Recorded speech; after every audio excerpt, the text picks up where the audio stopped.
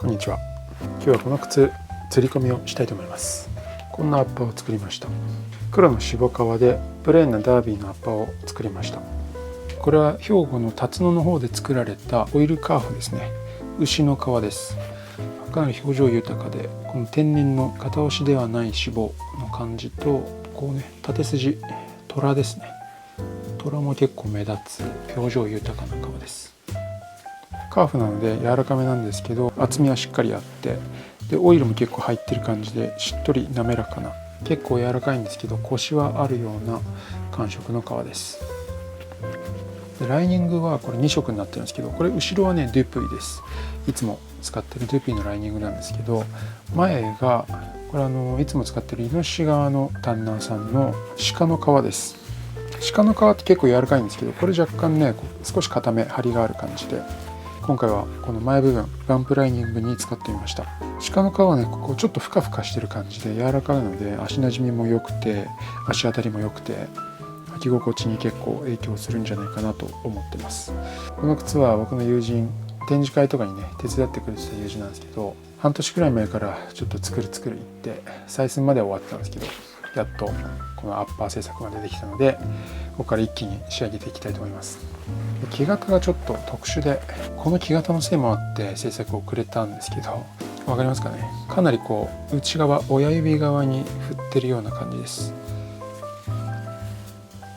んな感じでね、こうバナナシェイプというか、こうぐにゃっとねこう曲がってるんですね。この人の足に合わせたらこういう感じになったんですけど、これが結構難しくて、木型の形状とそこに乗せる靴のデザインと型紙っ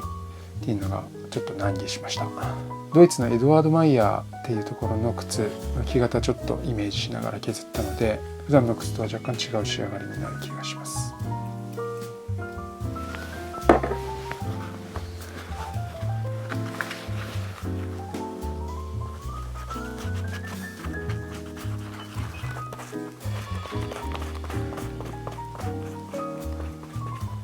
癖付けしておいたかかとの芯、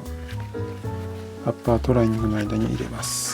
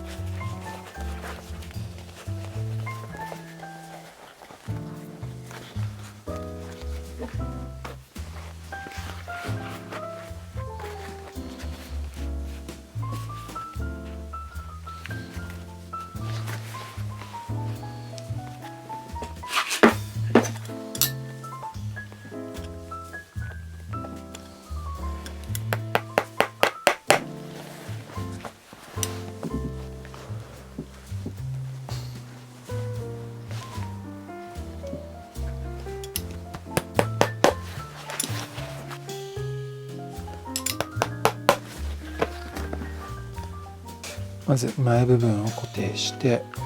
だいたい位置決めをしたら、かかとはちょっとねこう木型からはみ出すぐらいで置いてあるんですね。なのでこれを下げてきて、木型に沿うようにしていきます。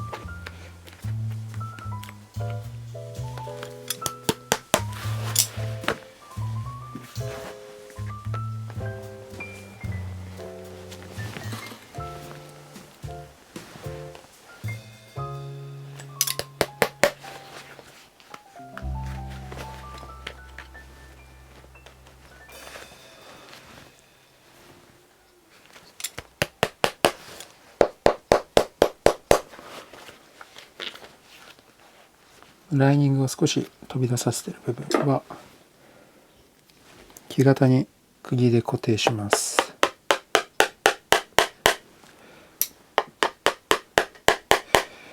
かかとをこうやって釣り込んでいくときに、ここ何かしらで止まってた方が釣り込みがやりやすく綺麗にいくんですね。なのでこんな感じでライニングは木型に留めるように取ってあります。じゃあそのかかとの釣り込みやっていきます。今回縫い割りの靴なので、縫い針がこのセンター線にぴったり降りるようにしないと斜めでね違和感が出ちゃうんですよね。縫い針の線をしっかり垂直になるように見ながら調整します。かなり柔らかいんで本当に釣り込みやすいですね。そして本当に表情がいいので釣り込んでて楽しいです。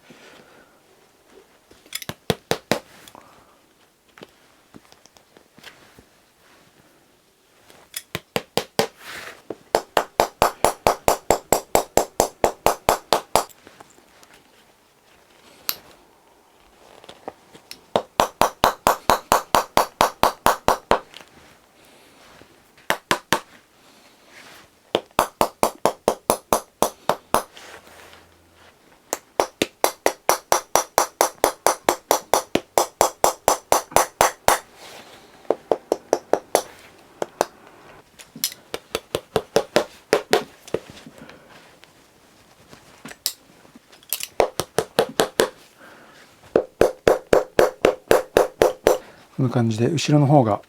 釣り込みましたので、ハンマーで叩いて芯とアッパーとライニング密着させて皮を締めます。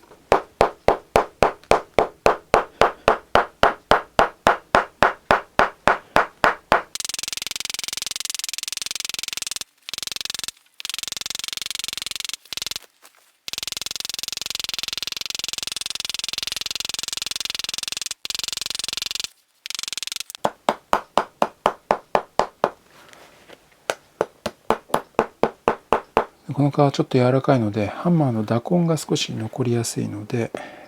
コテでこすって滑らかにしておきます。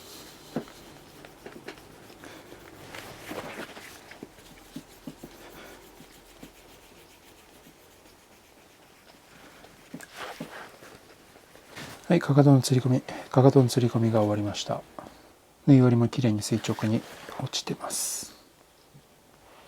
で、この皮、渋皮、天然の脂肪なので、結構引っ張ったり叩いたりすると皮が伸びて、この脂肪が少し薄まります。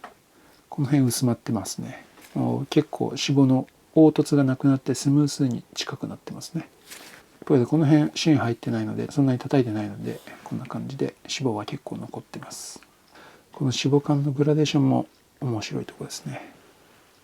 で、次はつま先に行きます。まずアッパーをめくり上げます。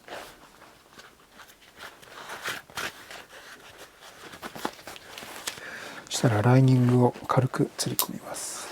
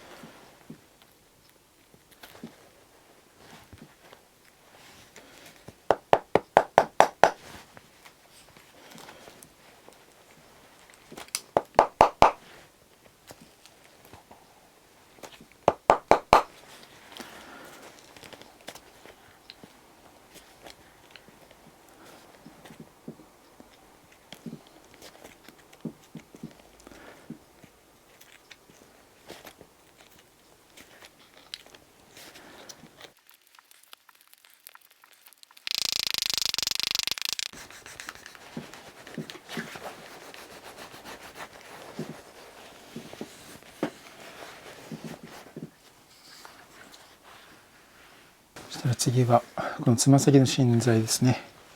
これをつま先に釣り込んでいきます。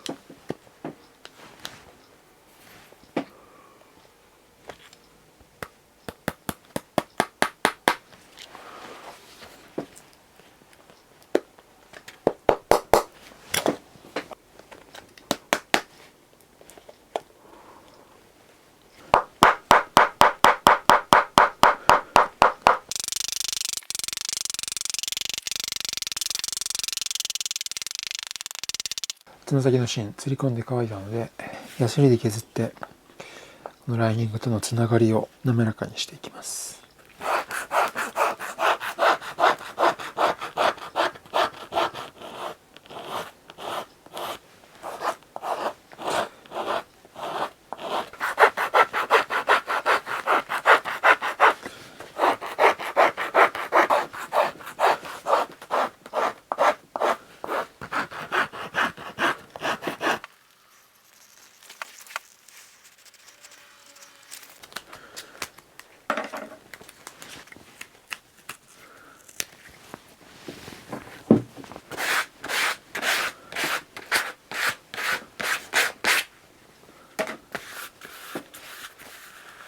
つま先の芯できました。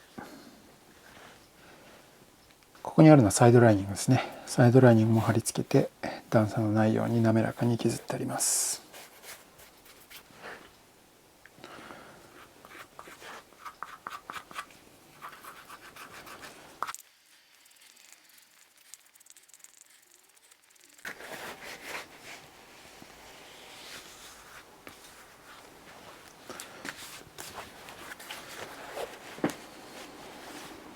つま先釣り込んでいきます。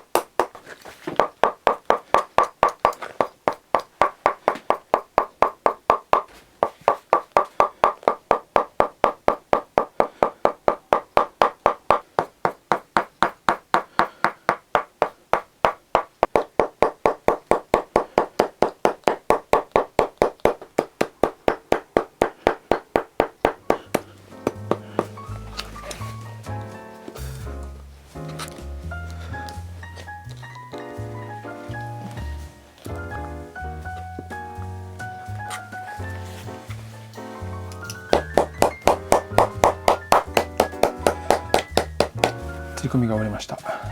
かなりいい感じです。結構ね、柔らかくて釣り込みがしやすかったですね。こんな感じのシンプルなプレーンダービーなんですが、この脂肪の感じ、あとトラですね、こういうところに縦縞みたいに出てるのが分かると思います。ボックスカーフみたいな結構ツヤっとめのフォーマルな革だと、こういうトラっていうのは極力入れないように作るんですけど、こういう表情豊かな革の場合はね、こういうトラなんかもまたこの靴の個性になってすごく面白いですよね。また展示会やった際にこの友達には手伝ってもらいたいと思っているので、その時にはこの靴を履いてるのが見れると思いますそういうことも踏まえていつも通り丁寧に作りたいと思います。ということで本日の革靴の記でした。